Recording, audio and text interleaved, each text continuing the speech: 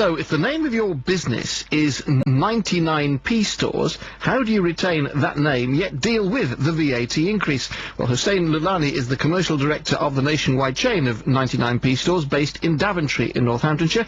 Hussein spoke to me earlier on the phone from Singapore. That's right. I'm actually on holiday, and I'll be heading back home tomorrow. Have you had a good time away from the snow and the wintry weather? I have. I've been seeing all the reports, and I've been enjoying the great weather out here, but I'm not entirely looking forward to getting back to the cold. Well, thank you for breaking the end of your holiday to talk to us, Hussein. Just let me put that question to you. 99p Stores is the brand. How do you retain that name and deal with this VAT increase?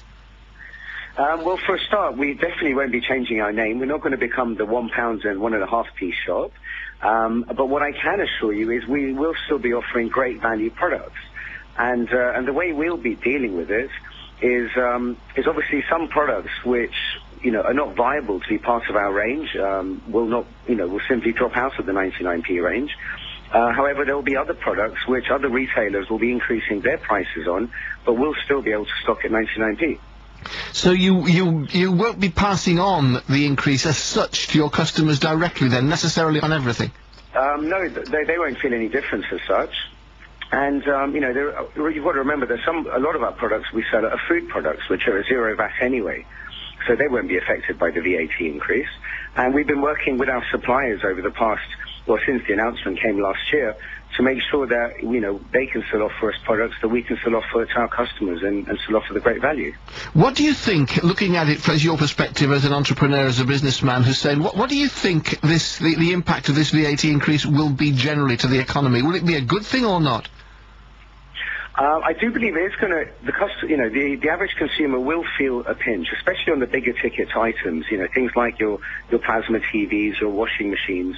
But I do believe it is in the interest of the country as a whole, and it's something we need to do. We need to make sure that Britain retains its strength economically across the world, and it's something we have to do. There are a lot of countries taking different measures, and this is just one part of the package of measures that we need to do.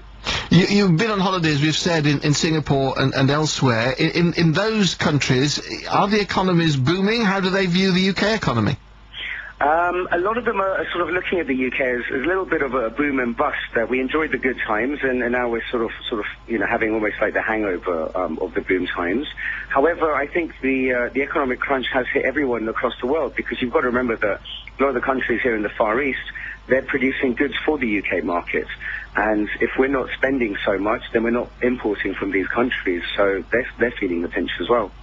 When we last spoke on this programme, Hussein, you were talking to me about your expansion plans for 99p Stores. Are they still on course, and do you look forward to a good 2011? Absolutely, they are definitely on course. We are going to open at least 15 or 20 new stores over the course of 2011. And we also moved into a new warehouse, still in Northampton, but more near Northampton town, which is actually 2.5 times the size of our previous warehouse. And that gives us capacity to take us from 138 shops where we are today up to 350 shops within the next 3 to 4 years. Do you think that if the Chancellor and the Prime Minister were to sit down with you, there's one or two lessons they could learn from the way your particular empire has grown and developed? I mean, could we become a 99p country, and would it be good for us? I think the government in some ways has already done that. In fact, they had a consultation with Philip Green, who's a great retailer, owns Topshop and many other fashion brands. And personally myself, I believe that the government do make a lot of mistakes on procurement, and there's a lot of money being wasted when they're procuring things like laptops, or even if it's desks for the offices or equipment for councils.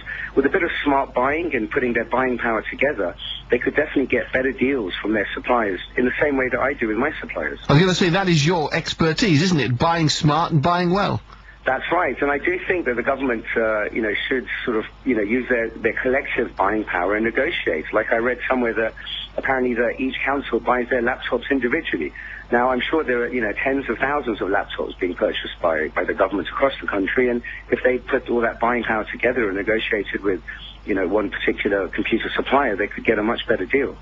What's the temperature been like in Singapore today? It's a balmy 32 degrees. I wish I hadn't asked now. Hussein, have a safe trip back, and thank you very much indeed for talking to us.